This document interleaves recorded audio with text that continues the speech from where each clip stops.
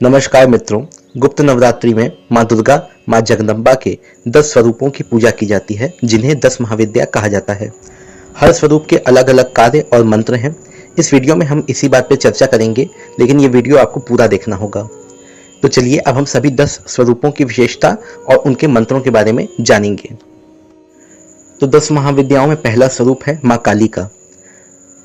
माता दुर्गा ने राक्षसों का वध करने के लिए यह रूप धारण किया था। सिद्धि प्राप्त करने के लिए माता के इस रूप की पूजा की जाती है।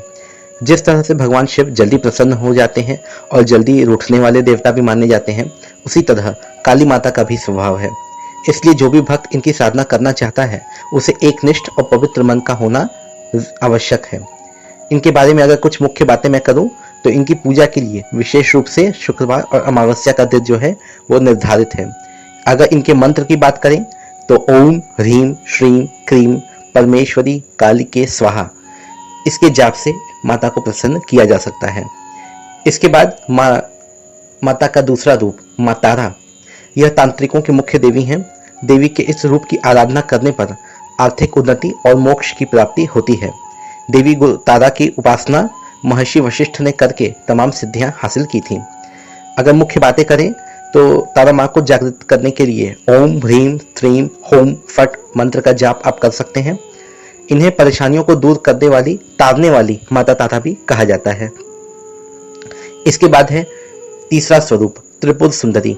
इन्हें ललिता, राज राजेश्वरी और त्रिपुरी सुंदरी भी कहते हैं। नवरात्रि में रुद्राक्ष की माला से ऐम ह्रीम श्रीम त्रिपुर सुंदरिये नमः मंत्र का जाप आप कर सकते हैं। इनकी 4 भुजा और 3 नेत्र हैं और इनका जो मंत्र है वो है ऐम ह्रीम श्रीम त्रिपुर सुंदरिये नमः। इसके बाद चौथा स्वरूप माँ भुवनेश्वरी। पुत्र प्राप्ति के लिए माता भुवनेश्वरी की आराधना फलदायी मानी जाती है। इन्हें शताक्षी और शाकुंभरी नाम से भी जाना जाता है। इनकी आराधना से सूर्य के समान तेज ऊर्जा प्राप्त होती है और जीवन में मान सम्मान मिलता है। इनका मंत्र है ह्रीम भुवनेश्वरिये ह्रीम नमः। इसके बाद 5वां स्वरूप माँ छिन्नमस्ता या छिन्नमस्तिका। इनका स्वरूप कटा हुआ सिर है और बहती हुई रक्त की 3 धाराएं हैं। इस महाविद्या की उपासना शांत मन से करने पर शांत स्वरूप और उग्र रूप में उपासना करने पर देवी के उग्र रूप के दर्शन होते हैं। माँ छिन्नमस्तिके का मंदिर झारखंड की राजधानी रांची में स्थित है। कामाख्या के बाद यह दूसरा सबसे लोकप्रिय शक्तिपीठ है। इनका मंत्र है श्रीम ह्रीम ऐम वज्र वैरोचनीय ह्रीम फट स्वाहा। इसके बाद माता का 6ठा स्वरूप माँ भैरवी। माँ भैरवी की उपासना से व्यक्ति सभी बंधनों से मुक्त हो जाता है। इनकी पूजा से व्यापार में लगातार बढ़ोतरी और धन संपदा की प्राप्ति होती है। इनका मंत्र है ह्रीम भैरवी क्लौम ह्रीम स्वाहा।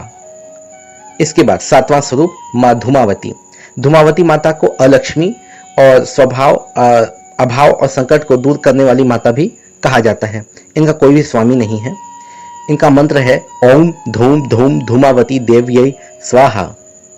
इसके बाद 8वें स्थान पर माँ बगलामुखी। इन्हें माँ पीताम्बरा के नाम से भी जाना जाता है। माँ बगलामुखी की साधना दुश्मन के भय से मुक्ति और वाक सिद्धि के लिए की जाती है। महाभारत के युद्ध में कृष्ण और अर्जुन ने कौरवों पर विजय हासिल करने के लिए भी माता बगलामुखी की पूजा अर्चना की थी। भारत में माँ बगलामुखी के 3 प्रमुख ऐतिहासिक मंदिर माने गए हैं। इनका जो मंत्र है वो है ओम ह्रीम बगलामुखी देव्यै ह्रीम ओम नमः और दूसरा मंत्र है ह्रीम बगलामुखी सर्व दुष्टानाम वाचम मुखम पदम स्तंभय जीवाम कीलम बुद्धिम विनाशय ह्रीम ओम स्वाहा। इसके बाद है माता का 9वां स्वरूप यानी माँ मातंगी। मतंग भगवान शिव का भी एक नाम है। जो भक्त मातंगी महाविद्या की सिद्धि प्राप्त करता है, वह अपने खेल, कला और संगीत के कौशल से दुनिया को अपने वश में कर लेता है।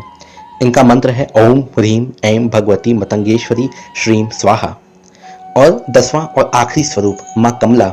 माँ कमला की साधना समृद्धि, धन, पुत्र की प्राप्ति के लिए की जाती है।